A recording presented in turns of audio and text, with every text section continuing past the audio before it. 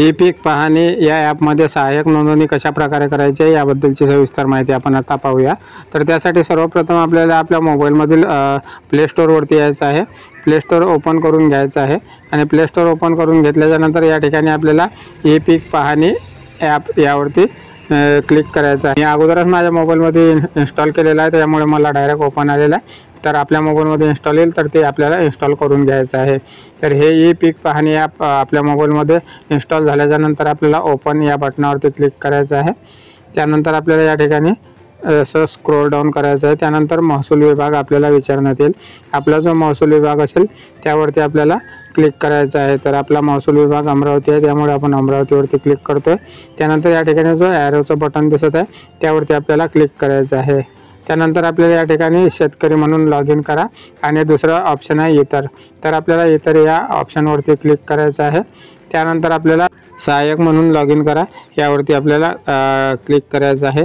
त्यानंतर सहाय्यक म्हणून नवीन नोंदणी करा हे पहिलंच ऑप्शन आपल्याला या ठिकाणी सिलेक्ट करून घ्यायचं आहे। त्यानंतर सहाय्यकाचं पहिलं नाव आपल्याला या ठिकाणी टाकून घ्यायचं आहे। जे सहाय्यकाचं नाव असेल पहिलं ते आपल्याला या ठिकाणी टाकून घ्यायचं आहे। त्यानंतर आपलं जे आडनाव असेल ते आडनाव या ठिकाणी आपल्याला टाकून घ्यायचं आहे। आडनाव टाकून घेतल्यानंतर आपला जो मोबाईल क्रमांक आहे तो मोबाईल क्रमांक आपल्याला या ठिकाणी एंटर करायचा आहे आणि त्याचप्रमाणे आपला जो ईमेल आय डी असेल तो ईमेल आय डी आपल्याला या ठिकाणी टाकून घ्यायचा आहे। त्यानंतर पुढे जा हे ऑप्शन आहे त्यावरती आपल्याला क्लिक करायचं आहे आणि पुढे जायचं आहे। जर आपल्या मोबाईलवरती जो OTP आला असेल तो OTP आपल्याला या ठिकाणी टाकायचा आहे। त्यानंतर ईमेल आय डीवरती जो OTP आला असेल तो OTP आपल्याला या ठिकाणी टाकून घ्यायचा आहे।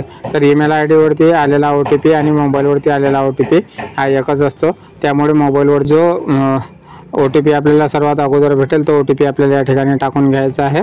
दोन्ही ठिकाणी सेम OTP टाकायचा आहे आणि पुढे जायचं आहे।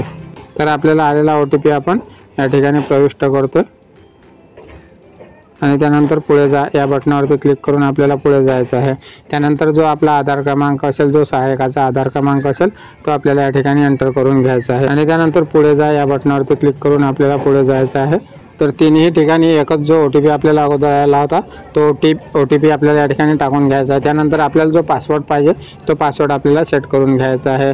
उदाहरणार्थ तर त्या पासवर्डमध्ये आपल्याला एक कॅपिटल अक्षर असायला पाहिजे, बाकीचे स्मॉल, त्यानंतर एक स्पेशल कॅरेक्टर असायला पाहिजे आणि एक डिजिट असायला पाहिजे। तर अशा प्रकारचा पासवर्ड आपल्याला या ठिकाणी तयार करून घ्यायचा आहे आणि त्यानंतर पुढे जा या बटनावरती क्लिक करून आपल्याला पुढील प्रोसेस करायची आहे। ऑटोमॅटिकच आपण अगोदर निवडला आहे त्यामुळे या ठिकाणी विभाग येऊन जाईल। त्यानंतर आपला जो जिल्हा असेल तो जिल्हा आपल्याला या ठिकाणावरून सिलेक्ट करून घ्यायचा आहे।